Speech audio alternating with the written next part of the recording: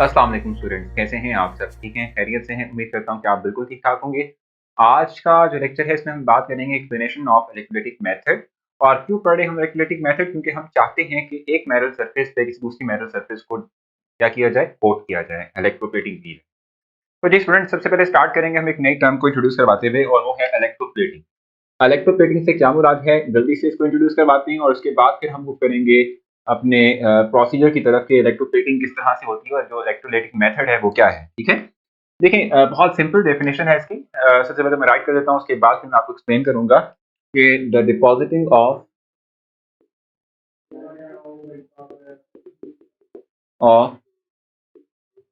One metal over the surface of other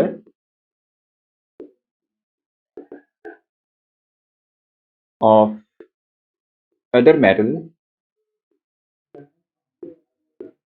is called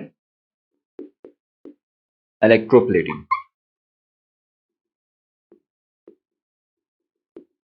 ठीक है जी, इसको हम इलेक्ट्रोप्लेटिंग कहते हैं। ठीक है, हम क्या कह रहे हैं? सिंपली हम कह रहे हैं इलेक्ट्रोप्लेटिंग से कि हम मुराद है द डिपॉजिटिंग मतलब कि डिपॉजिट होना, सरफेस पे डिपॉजिट होना। ठीक है, the depositing of one metal over the surface of the other metal. ठीक है, इट इज कॉल्ड इलेक्ट्रोप्लेटिंग। इसको हम इलेक्ट्रोप्लेटिंग कहते हैं। ये हमारे पास क्या है? इलेक्ट्रोप्लेटिंग कहलाता है।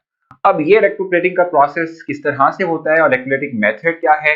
देखो, इलेक्ट्रोलाइटिक मेथड से आपको ये बात तो क्लियर हो चुकी होगी कि ये वो मेथड होगा जिसमें कि हम एक इलेक्ट्रोलाइटिक सेल का इस्तेमाल करेंगे। ठीक है, तो याद रखिएगा कि in order to do electroplating we always use electrolytic cell. Electrolytic cell का हम इस्तेमाल करते हैं।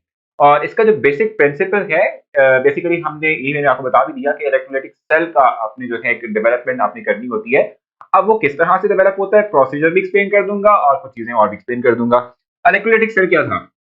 आपको याद होगा कि हमारे पास जो है एक ये वन सेल है, यानी कि हमने देखा था गैल्वानोमेट यानी गैल्वानिक सेल जो था वो टू हाफ सेल पर मुश्तमिल था, लेकिन electroplating cell just one complete cell होता है। तो ये एक वन कंप्लीट सेल है।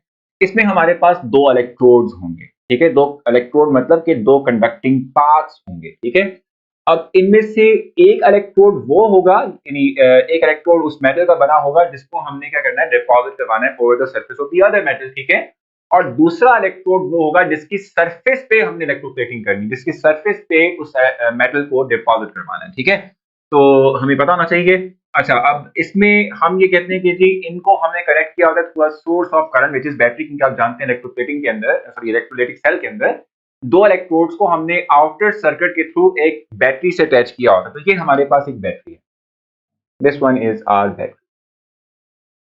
ये है हमारी बैटरी। ठीक है, और ये स्मॉलर लाइन शो करती है, मैंने आपको पहले बताया था नेगेटिव एंड को, लार्जर लाइन शो करती है पॉजिटिव एंड को।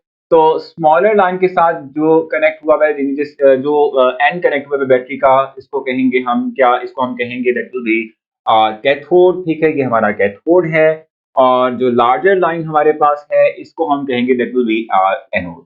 ये हमारा एनोड होगा। ठीक है, अब हमें ये बताना चाहिए कि कैथोड किसको लेना है, एनोड किसको लेना है, क्योंकि मैंने आपको बताया कि इलेक्ट्रोड में से एक इलेक्ट्रोड वो होगा जिसको आप डिपॉजिट करना चाह रहे हैं, और दूसरा इलेक्ट्रोड उस मेटल का बना होगा जिसपे आप डिपॉजिट करना चाह रहे हैं, जिससे कि आप कोरोजन के हमले को बचाने के लिए, या जिसपे आप इलेक्ट्रोप्लेटिंग करना चाह रहे हैं। ठीक है, तो जहां तक बात है इलेक्ट्रोड की, ठीक है, नहीं सॉरी एनोड की बात अगर हम करें, ठीक है, तो एनोड हम कहते हैं कि ये वो मेटल होगी कि जिसको हम चाहते हैं डिपॉजिट करवाना। ठीक है, जिसको हम क्या करना चाहते हैं? डिपॉजिट करना चाहते हैं, यानी कि ये मेटल कौन सी मेटल होगी? That will be our deposited metal. ये डिपॉजिटेड मेटल है, जैसे कि निकल है, क्रोमियम है, और भी हम देखेंगे डिफरेंट मेटल। ठीक है, जिसको हमें डिपॉजिट करवाना है over the surface of the other. ठीक है, और कैथोड क्या होगा? कैथोड वो होगी जिसके ऊपर हमने इलेक्ट्रोप्लेट करनी है, इलेक्ट्रोप्लेटेड जिसको हम कहते हैं। ठीक है, ये वो है कि जिसके ऊपर हमने इलेक्ट्रोप्लेटिंग करनी है, जिसकी सरफेस को हमें बचाना है कोरोजन के अमल से, जिसपे इलेक्ट्रोप्लेटिंग करनी है, जिसपे कि हमने मेटल को की सरफेस, यानी इस मेटल सरफेस पे दूसरी मेटल को क्या करना है? उसकी लेयर बनानी, उसकी लेयर फॉर्मेशन करनी। ठीक है, अच्छा नीचे हमारे पास क्या होगा? क्योंकि आप जानते हैं इलेक्ट्रोलाइट का भी हम इस्तेमाल करते हैं, तो यहाँ पर इलेक्ट्रोलाइट किस मेटल का होगा, यानी कि सॉल्ट का होगा। तो याद रखिएगा कि जिस मेटल को आप डिपॉजिट करवाना चाहते हैं उसी के ही सॉल्ट का, उसी मेटल के सॉल्ट का आप aqueous solution as a electrolyte यहाँ पर यूज करेंगे। ठीक है, जिस मेटल को आप डिपॉजिट करना चाहते हैं, जैसे निकल है तो निकल का कोई सॉल्ट होगा, क्रोमियम है तो क्रोमियम का कोई सॉल्ट होगा, ठीक है।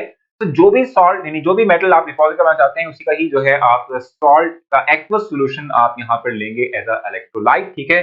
ये वो मेटल जिसपे आपने जिसकी सरफेस पे दूसरे मेटल को कोट करना है, और ये वो मेटल जिसको कोट करना है आपने।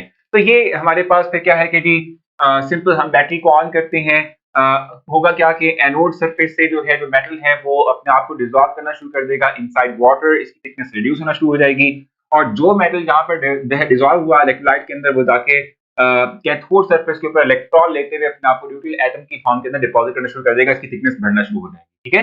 तो ये ओवरऑल प्रोसेस है जिससे कि हम क्या करते हैं, इलेक्ट्रोप्लेटिंग करते हैं of one metal over the surface of other metal, ठीक है।